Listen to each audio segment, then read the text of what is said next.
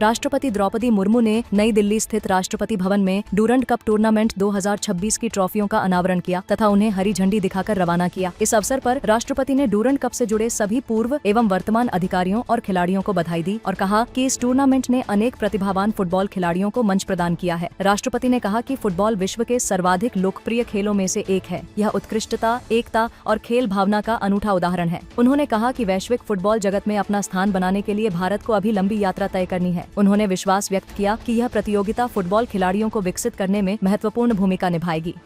उपराष्ट्रपति सीपी राधाकृष्णन को नई दिल्ली स्थित उपराष्ट्रपति भवन में केंद्रीय कृषि मंत्री शिवराज सिंह चौहान ने कपास उत्पादकता मिशन के बारे में जानकारी दी। उपराष्ट्रपति ने भारत में कपास के अनुकूल परिवेश को सुदृढ़ करने के लिए मिशन के समग्र दृष्टिकोण की सराहना करते हुए नवाचार को गति देने और नई प्रौद्योगिकियों को समय पर अपनाने में सहायता के लिए समयबद्ध अनुमोदन के उपयुक्त तंत्र की आवश्यकता पर बल दिया। उन्होंने कहा कि गुणवत्तापूर्ण कपास की बढ़ती घरेलू और वैश्विक मांग को पूरा करने के लिए भारत को अपनी वैश्विक प्रतिस्पर्धात्मकता को और सुदृढ़ करना होगा। प्रधानमंत्री नरेंद्र मोदी को जकार्ता स्थित राष्ट्रपति भवन में इंडोनेशिया के सर्वोच्च नागरिक सम्मान बिंतांग आदिपूर्णा रिपब्लिक ऑफ इंडोनेशिया से सम्मानित किया गया। यह सम्मान उन्हें इंडोनेशिया के राष्ट्रपति प्रबोवो सुबियांतो ने प्रदान किया। भारत और इंडोनेशिया के बीच संबंधों को सुदृढ़ बनाने में प्रधानमंत्री के नेतृत्व और विशिष्ट योगदान के लिए उन्हें यह सम्मान प्रदान किया गया। प्रधानमंत्री ने यह सम्मान भारत और इंडोनेशिया के लोगों तथा दोनों देशों के बीच स्थायी सभ्यतागत संबंधों को समर्पित किया।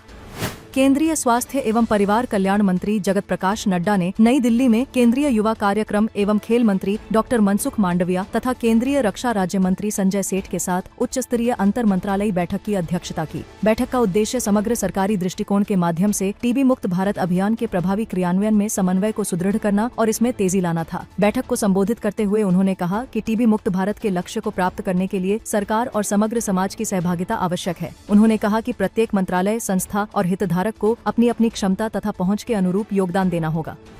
केंद्रीय कृषि एवं किसान कल्याण मंत्री शिवराज सिंह चौहान ने नई दिल्ली में प्रगति नामक एक राष्ट्रीय पहल का शुभारंभ किया। इस पहल का उद्देश्य देश भर के 20,000 ग्रामीण युवाओं को कृषि उद्यमी बनाकर राष्ट्रीय स्तर पर 20 लाख छोटे और सीमांत किसानों की आय, उत्पादकता और आजीविका में व्यापक सुधार लाना है। इस अवसर पर उन्होंने कहा कि सरकार का फोकस केवल उत्पादन बढ़ाने तक सीमित नहीं है, बल्कि लागत घटाकर किसानों की आय बढ़ाना, फसल विविधीकरण को बढ़ावा देना और कृषि को लाभकारी बनाना है। उन्होंने स्पष्ट किया कि प्रगति पहल इसी दूरदर्शी सोच का विस्तार है जो किसानों को आधुनिक तकनीक, मशीनीकरण, मृदा स्वास्थ्य प्रबंधन और बाजार से जोड़कर उनकी वास्तविक आय बढ़ाने का मार्ग प्रशस्त करेगी।